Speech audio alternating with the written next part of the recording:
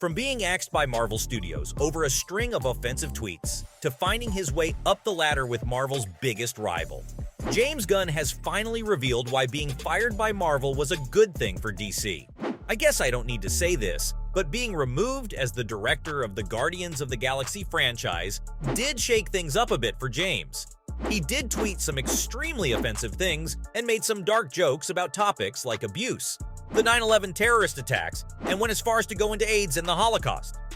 If that wasn't enough, the director took it one step further and tweeted about how a disgusting situation involving a monkey and a child made him extremely happy. Most of these tweets were from 2009 and 2010, and since the first Guardians movie was released in 2014, one would think that James used his time to introspect and become more self-aware as a person.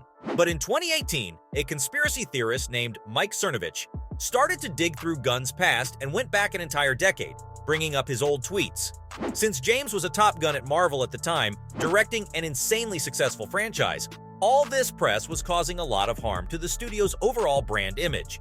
Because of this, he was soon fired as the director of the Guardians franchise and was told to pack his bags and leave Marvel altogether. Walt Disney Studios chairman Alan Horn defended the decision, saying, "The offensive attitudes and statements discovered on James' Twitter feed are indefensible and inconsistent with our studio's values," and later severed ties with him for good. Well, almost. Despite being fired, he still received a lot of love from his fans, and especially the Guardians of the Galaxy cast. After being axed by Disney, the director felt like fans only loved him because of his success, and the fact that his movies made other people famous. He called the months following his termination from Marvel the lowest time of his life, and also said that he thought his career was completely over. But through all of the turmoil, James had somehow lucked out. What came as a huge surprise to him after this entire controversy was the fact that the Guardians of the Galaxy cast found it in their hearts to step up for him. They went over to his house to offer him support on the same day Disney put an end to his career.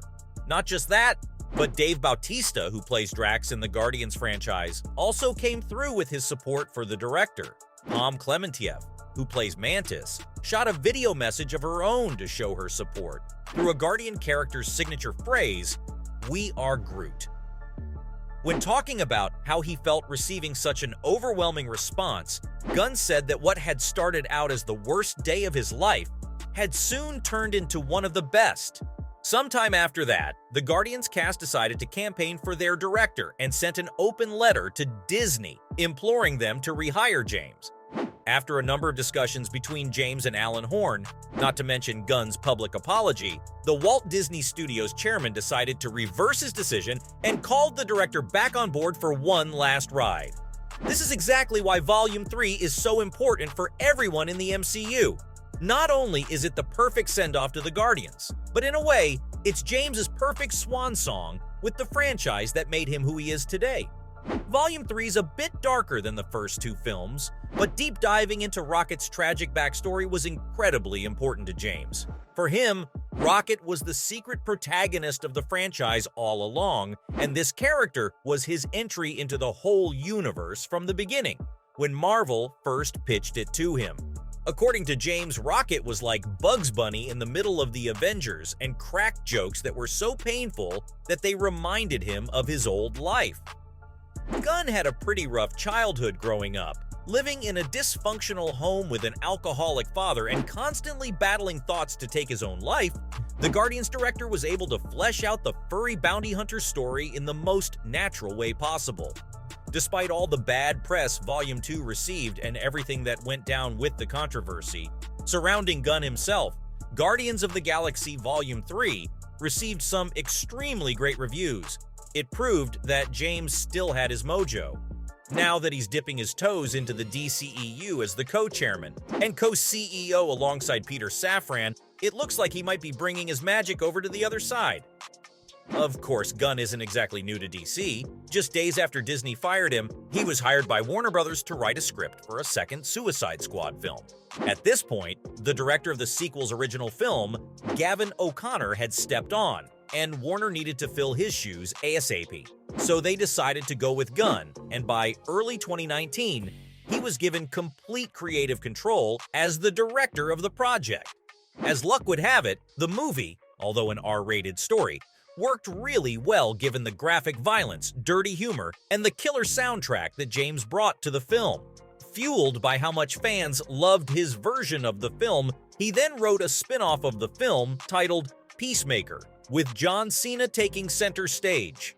Gunn wrote each of the 8 episodes of the series and directed 5 of them, clearly proving just how much fun he'd started to have with all the new characters and stories he was now exposed to. I guess this is exactly why being the new co-head of DC Studios might not be such a bad thing for him. It's pretty obvious that James will have a bunch of tricks up his sleeves, right? He's coming in hot from Marvel of all places, so obviously he's going to try and revamp DCEU with things that are reminiscent of the same kind of oomph his version of the Suicide Squad had. Word on the street is, he's got a secret project in the works at DC, along with an Amanda Waller-focused spin-off that he'll be executive producing. And not just that, the fact that James Gunn is planning to reboot the DC universe after the Flash movie might just be exactly what DC needs right now. When you look at it this way, continuity is a major problem that the franchise has.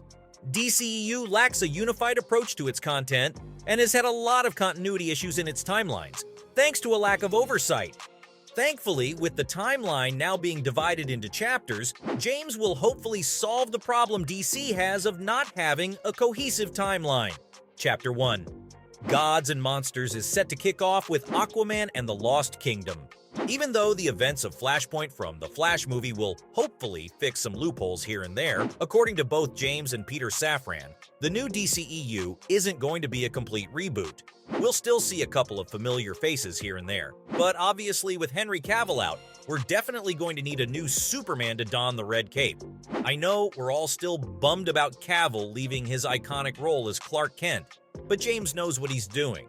Zack Snyder made Henry's version of the character more somber than his classic cheerful comic counterpart. And while it did work because Henry Cavill made it work, Gunn doesn't plan on bringing the same energy moving forward. He wants a more classic iteration of Superman, which we'll likely see in Superman Legacy. Not just that, but James is also shifting the focus onto another Kryptonian who absolutely deserves the spotlight.